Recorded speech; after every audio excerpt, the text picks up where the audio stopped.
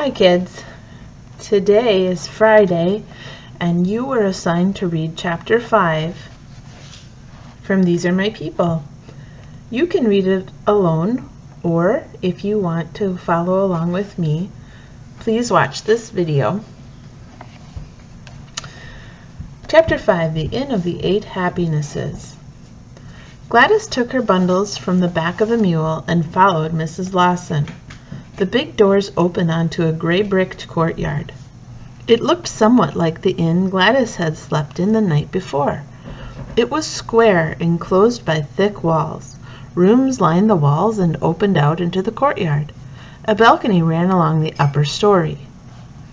At one time it had been a pretty place. Now doors hung off their hinges, crumbled stone lay in the courtyard, and brooms leaned against the walls. Nothing resembled the neat missions Gladys had seen in Japan and on her way here. Mrs. Lawson explained. "I just moved in," she said as she settled Gladys in the room next to hers. "Everyone thinks it's haunted, so I was able to rent it for almost nothing. I get a little money from home. It's enough to live on, but it won't get us a fancy house. We'll just have to clean this one up. It's big enough for a mission." Gladys nodded, a little dazed and tired from her journey. She helped Mrs. Lawson sweep aside enough rubble to make room for a bedding roll to be spread on the kang. Then she reached for her bags. Sorry about that. "I know you're tired from your journey," Mrs. Lawson said. "You go on to bed. I'll help Mr. Lou find a room. I'll see you in the morning." Gladys curled up on the bedding and opened her Bible. When she read Psalm 34, "O magnify the Lord with me, and let us exalt his name together. I sought the Lord, and he heard me, and delivered me from all my fears." Gladys said a soft Amen. She looked sleepily around the shadowy room. It was dirty but comfortable, and dirt could always be cleaned up. Gladys vowed to go right to work the next day, helping all she could. In the morning she awoke to the sound of rattling pots. "Aye!" a strange voice called. A crash broke the morning quiet. Then a cat sprang through Gladys's door and slid behind her bundles. It crouched, tail lashing, and watched the open door. Gladys laughed and threw back her covers. She padded to the door. Only 3 downstairs rooms were being used: Mrs. Lawson's, Gladys's, and the one from which came loud yells and clattering. Gladys peeked in. A Chinese man was quarreling to himself, straightening out the few pots he had. He wore a blue jacket and trousers, and his glossy black hair was braided into a queue that hung down his back. The queue swished angrily as he slammed a pot onto a stone ledge. Mrs. Lawson joined Gladys at the door, shaking her head. "That cat's been in here again," she smiled. "This time he knocked everything off the shelf. Gladys, this is Yang, our cook." Gladys nodded as Yang bowed in her direction and chattered in Chinese.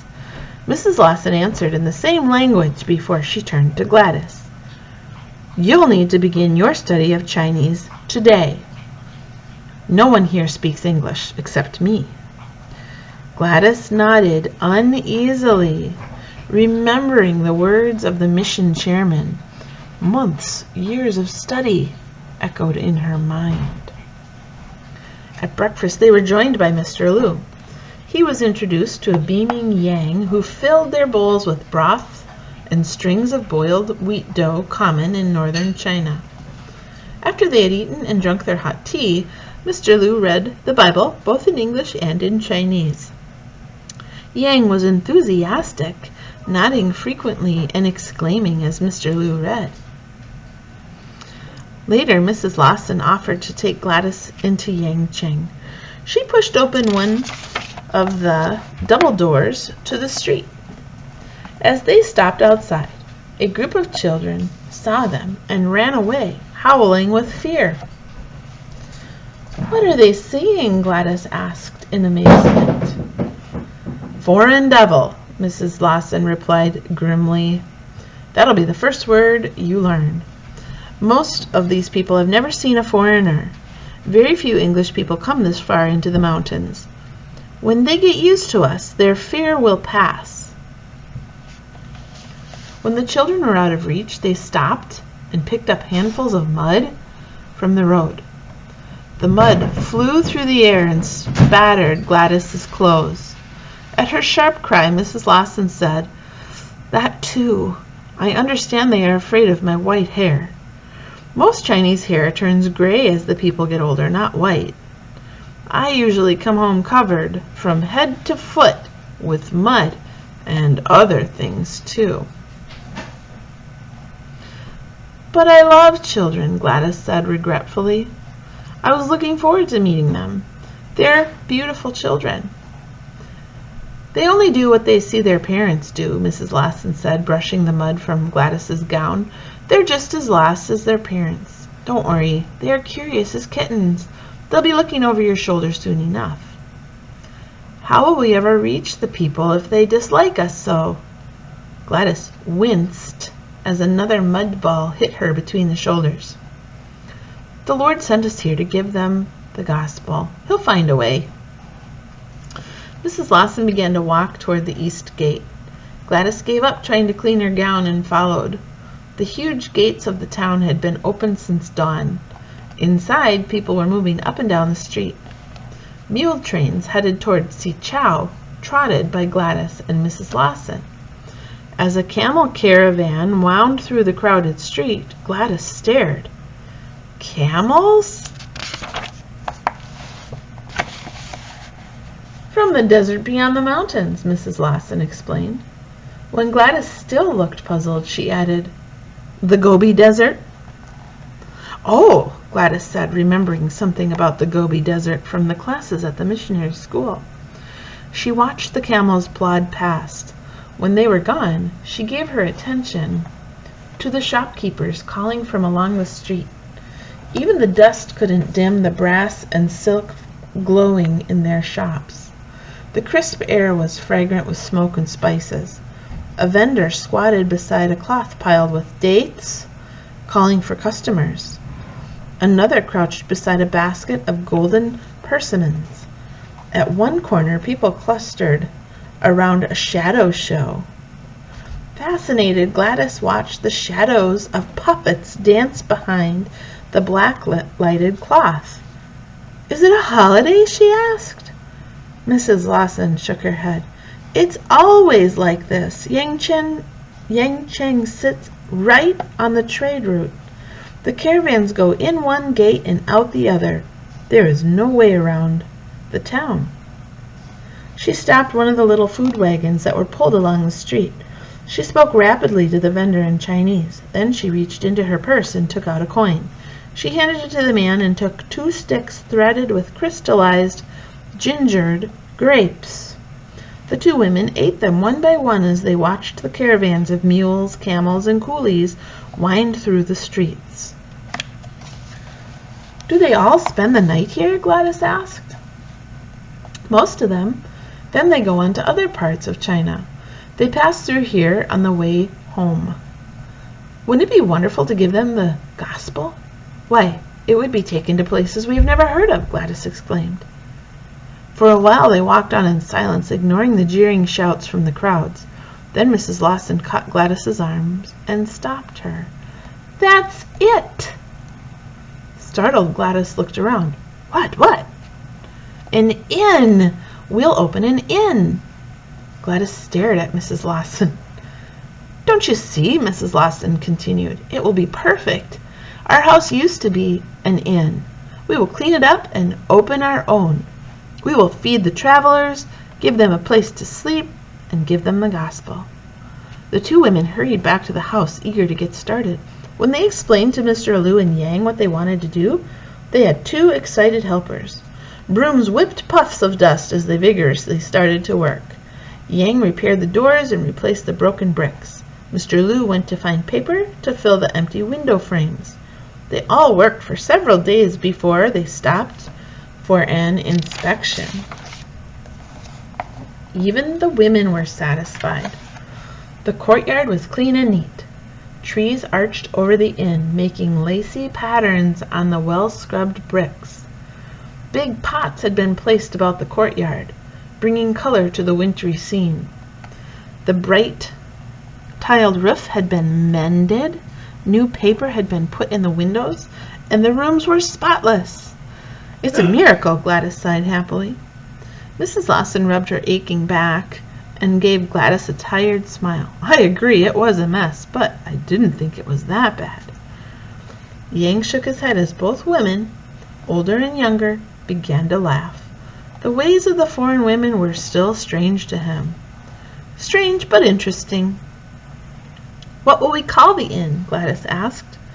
"The Red Lion or the White Boar sound too English." "We'll call it the Inn of the Eight Happinesses," Mrs. Lawson said, sitting down stiffly in a chair and rubbing her tired feet. "That sounds flowery enough to fit in with the names of the other inns along the road. Let's pray that it will bring the joy of God to others." The next morning, Mr. Lu had to return to Sichow for a Bible meeting. By nightfall, Gladys, Yang, and Mrs. Lawson were ready for their first customers. Long before dark, the mule trains were entering the town. Some of them turned down the side road, seeking cheaper lodging. None of them turned into the open doors of the Inn of the Eight Happinesses. "Stand at the road and call out, 'No bugs, no fleas,'" Mrs. Lawson said. Gladys gave her a startled look. "Well, that's what the others are doing." Mrs. Lawson made Gladys repeat the Chinese words until she got them right. So Gladys stood at the road, hands tucked into her jacket, calling, "No bugs, no fleas."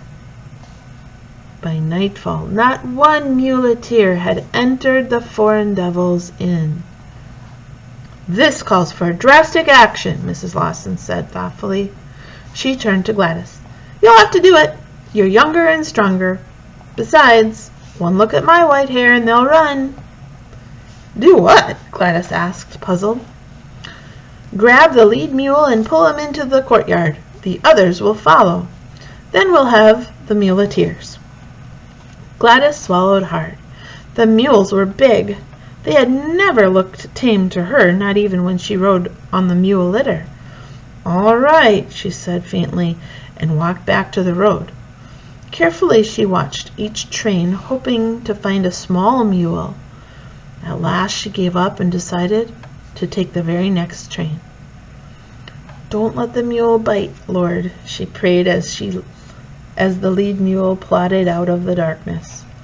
As Gladys lunged forward, she saw that she had picked the biggest mule yet to pass. It was too late to jump back. Gladys missed the mule's harness and stumbled past the mule. The muleteers took one look at the white face turned toward them. The white face. Boys and girls, Gladys was not a Chinese woman, so her skin was lighter. That's what that means. They leaped off the mules and disappeared down the street, shrieking with fear. Turning, Gladys grabbed the big mule firmly and led the train into the courtyard. "I lost the men," she called to a laughing Mrs. Lawson. "They ran away." "They'll be back," Mrs. Lawson replied, wiping tears of laughter from her eyes. "Oh, Gladys, you were marvelous." The men did return for their mules. They came to stay the night at the Inn of the Eight Happinesses, as did many others later. After Yang had carried the last bowl back into the kitchen, Mrs. Lawson sat on a stool in front of the men and sang a song. The men listened quietly at first, then hesitatingly joined in. After they sang the song twice, Mrs. Lawson opened her Bible.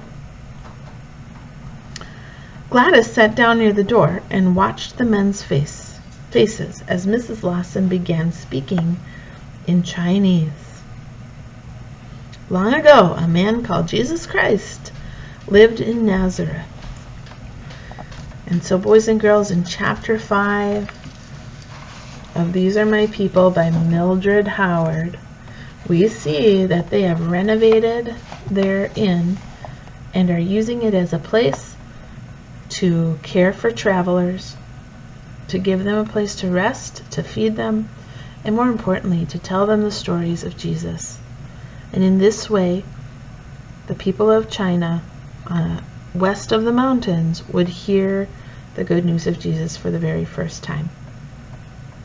Now that you've read chapter 5 with me, I'd like you to go into Schoology and take your reading quiz posted in your reading course. Have a great day, boys and girls.